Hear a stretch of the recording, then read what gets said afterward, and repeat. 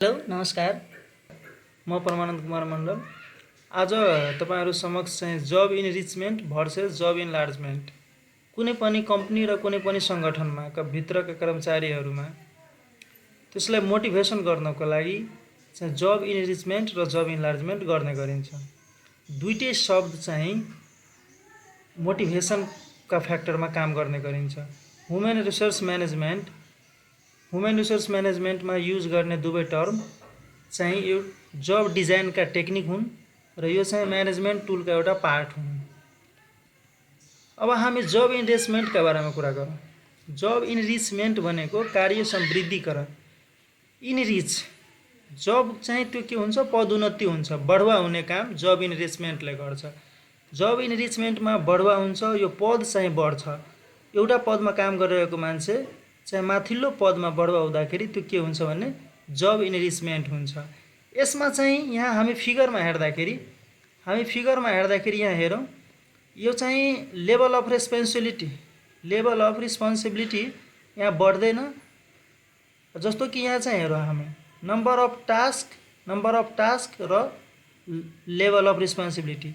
यो पिक्चर चाहिँ पहिलाको करेन्ट पिक्चर हो। यसमा अब हामी यसलाई चाहिँ इनरिच हुँदाखेरि, जब चाहिँ इनरिच हुँदाखेरि के हुन्छ भने लेभल अफ रेस्पोन्सिबिलिटी पनि के हुन्छ, बढिहाल्छ। लेभल अफ रेस्पोन्सिबिलिटी बढ्छ बट नम्बर अफ टास्क के हुन्छ, सेम हुन्छ।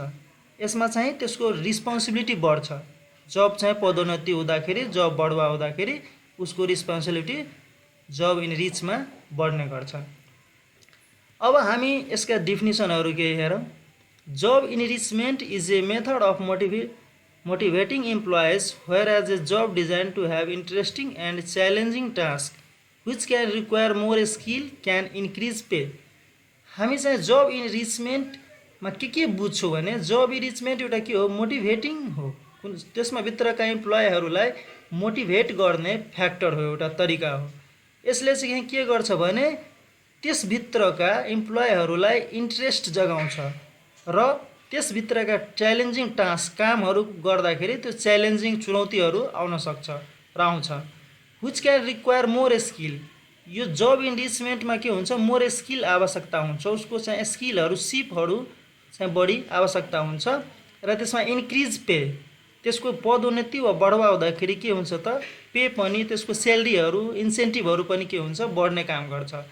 यसलाई अर्को पनि vertical expansion को नामले पनि चिनिन्छ। It is also called the vertical expansion of job activities। यसमा के हुन्छ, भर्टिकल रूपमा जेल पनि जब इनरिचमेन्टमा पद चाहिँ माथितिर जान्छ, त्यसैले यसलाई के भनिन्छ, vertical expansion of job activities. यो भित्र चाहिँ तीन कुराहरु पर्दछन्। It includes learn new skills, reduce boredom, increase salary and incentive.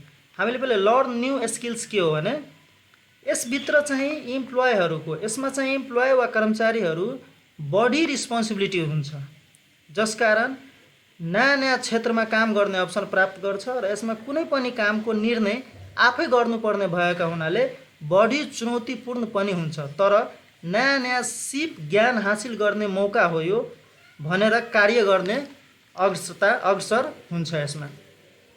त्यस्तै रिड्युस बोर्डम। अब मान्छे काम गरेर दिक्क लागेपछि, थाकेपछि के हुन्छ, त्यसलाई चाहिँ के गर्छ, रिड्युस गर्छ यसले। अब एउटा काम गर्दा गर्दै दिक्क लागिसकेको थियो, त्यसको पदोन्नति बढुवा हुँदाखेरि उले नयाँ ठाउँ, नयाँ अपर्च्युनिटी र नयाँ काम गर्दा उले बर्डनबाट वा थकानबाट वा त्यो कामको बोरबाट चाहिँ त्यो घट्छ र हट्छ। अर्को इन्क्रिज स्यालेरी एन्ड इन्सेन्टिभ।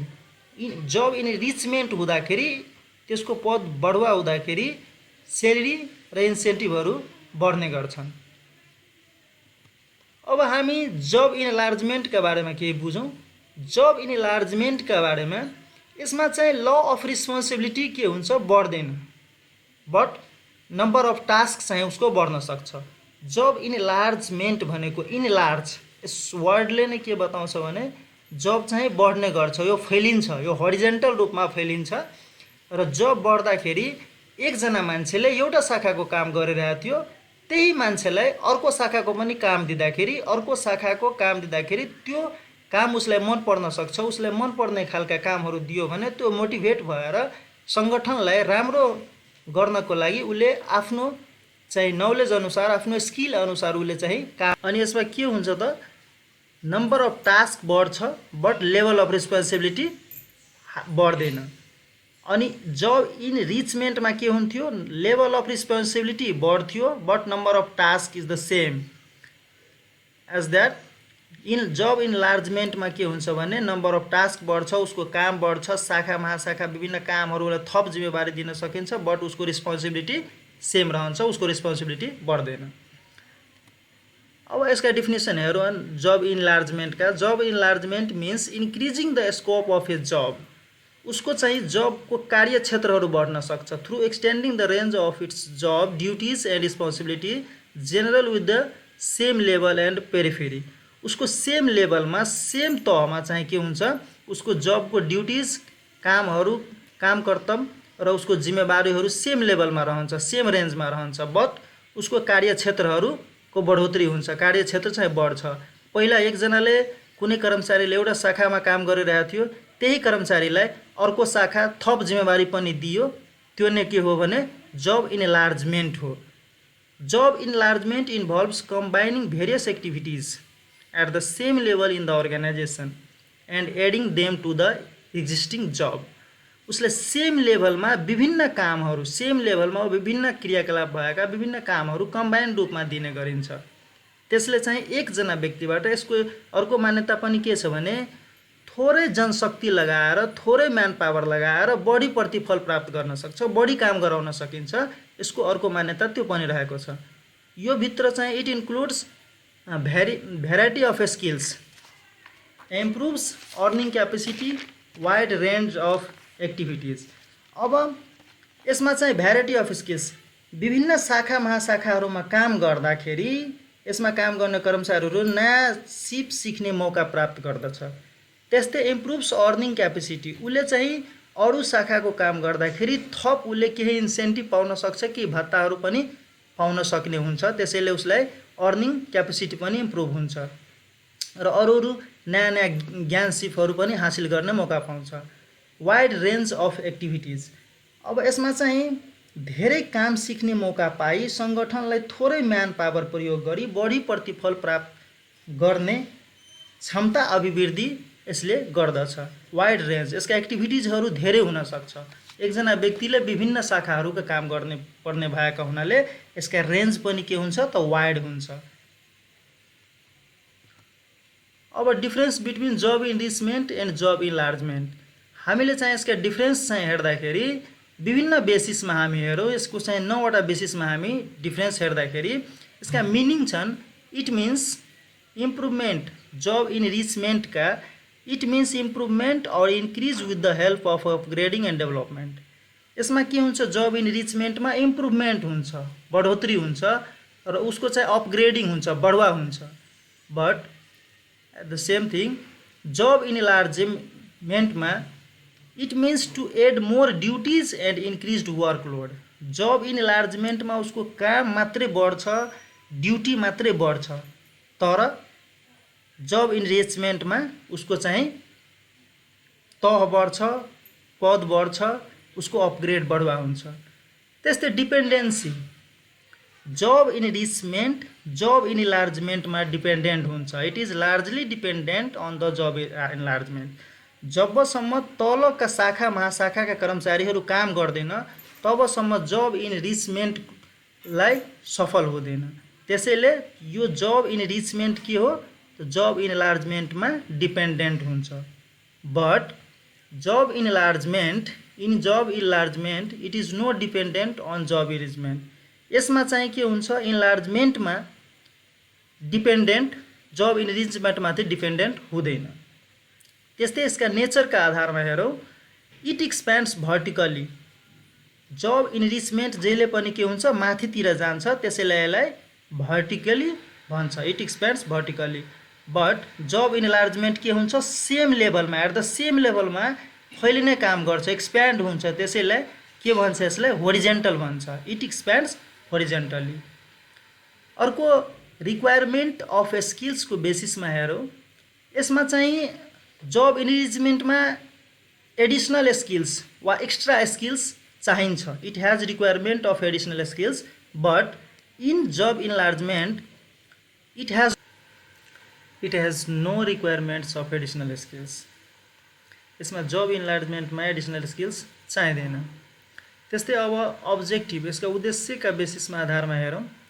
जब इनरिचमेन्टमा to make the job more challenging, interesting and creative. Job इनरिचमेन्टमा के हुन्छ भने जब च्यालेन्जिङ हुन्छ, बढी चुनौती हुन्छ, त्यसमा बढी इन्ट्रेस्टिङ पनि हुन्छ र क्रिएटिभ पनि हुन्छ। बट इन जब इन्लार्जमेन्टमा के हुन्छ, to reduce boredom and monotony. यसमा के हुन्छ, काम लागेर कर्मचारीले दिक्क लागिसकेपछि यसले त्यो के हुन्छ, बर्डनबाट वा त्यो बोर लागेको कामहरूबाट मुक्ति पाउँछ वा घट्छ। त्यसले चाहिँ किनभने यसले चाहिँ अरू काम थप दिँदाखेरि उसले मोटिभेट भएर त्यो काम गर्न सक्छ। त्यस्तै चाहिँ रोलका आधारमा हेरौँ हामी। जब इनरिचमेन्टमा इम्प्लोइ मोटिभेटिङ हुन्छ। इम्प्लोइ के हुन्छ, मोटिभेटिङ हुन्छ, किनभने उसले बढुवा पाएपछि मोटिभेट भएपछि, बढुवा पाएपछि उसले नयाँ काम पाएपछि, माथिल्लो तहमा गएपछि त्यो मोटिभेट भएर काम गर्छन्। त्यस्तै जब इन्लार्जमेन्टमा positive influencing the employee productivity. उसलाई चाहिँ कामहरू बढी काम दिँदाखेरि के हुन्छ, त्यसले पोजिटिभ ढङ्गले त्यसले काम चाहिँ बढी काम प्रतिफल दिन्छ, त्यसले बढी काम गरेर सङ्गठनलाई वा कार्यालयलाई त्यसले दिन्छ जब इन्लार्जमेन्टमा। त्यस्तै जब इनरिचमेन्टमा लेभल अफ रेस्पोन्सिबिलिटीका आधारमा हेऱ्यौँ भने जब इनरिचमेन्टमा रेस्पोन्सिबिलिटी के हुन्छ, इन्क्रिज हुन्छ, बढ्छ। हामी अघिको फिगरमा पनि हेऱ्यौँ। र यसमा के हुन्छ, जब इन्लार्जमेन्टमा सेम लेभल रहन्छ, उसको रेस्पोन्सिबिलिटी के हुन्छ, सेम लेभल रहन्छ, बट उसलाई टास्क बढ्छ, काम बढ्छ। त्यस्तै सुपरभिजनका आधारमा हेर्दाखेरि जब इनरिचमेन्टमा चाहिँ आफै म्यानेजर पदमा भएको हुनाले, आफै कार्यालय प्रमुखको पदमा भएको हुनाले जब इनरिचमेन्टमा कम्पेरेबिलिटी तुलनात्मक रूपमा कम सुपरभिजन हुन्छ, कम अनुगमन हुन्छ, कम सुपरभिजन हुन्छ।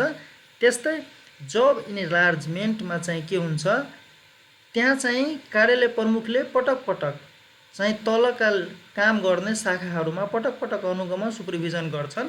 त्यसैले जब इन्लार्जमेन्टमा सुपरभिजन बढी हुन्छ र जब इनरिचमेन्टमा के हुन्छ, सुपरभिजन तुलनात्मक रूपमा कम हुन्छ। अब यसका रिजल्ट र आउटकम के आउँछ भने जब इनरिचमेन्टका रिजल्ट जहिले पनि के आउँछ, पोजिटिभ आउँछ, जहिले पनि पोजिटिभ आउँछ। किनभने उसले बढुवा पाउँदा, माथिल्लो पदमा जाँदा, म्यानेजरियल पदमा जाँदा, उसले डिसिजन लेभलमा जाँदाखेरि त्यो चाहिँ के हुन्छ, पोजिटिभ हुन्छ। जहिले पनि यसले पोजिटिभ रिस्पोन्स दिन्छ, पोजिटिभ रिजल्ट दिन्छ र पोजिटिभ थट राख्छ। बट जब इन्लार्जमेन्टमा इट मे और मे नट बी पोजिटिभ। यसमा पोजिटिभ हुन पनि सक्छ, नहुन पनि सक्छ। किनभने अब जब इन्लार्जमेन्टमा एकैजना कर्मचारीलाई 4वटा 5वटा 2वटा 3वटा शाखामा काम दिँदाखेरि उसले नेगेटिभ पनि लिन सक्छ त्यसलाई, किनभने उसलाई वर्कलोड बढ्छ। वर्कलोड बढेपछि त्यसलाई के हुन्छ, नेगेटिभ पनि उसमा माइन्डमा आउँछ, नेगेटिभ लिन सक्छ, उसको काम लोड बढी भयो। अर्थात् त्यसले अरू शाखा पाउँदाखेरि उसले खुसी पनि हुन सक्छ, पोजिटिभ पनि लिन सक्छ, त्यसले काम गर्न मोटिभेट पनि हुन सक्छ। मैले अरू शाखा पनि काम गर्न पाएँ भनेर, अरू काम शाखाको पनि सिप स्किलहरू सिक्न पाउँछु भनेर त्यो खुसी पनि हुन सक्छ। त्यसैले यसमा पोजिटिभ पनि हुन सक्छ, पोजिटिभ नहुन पनि सक्छ।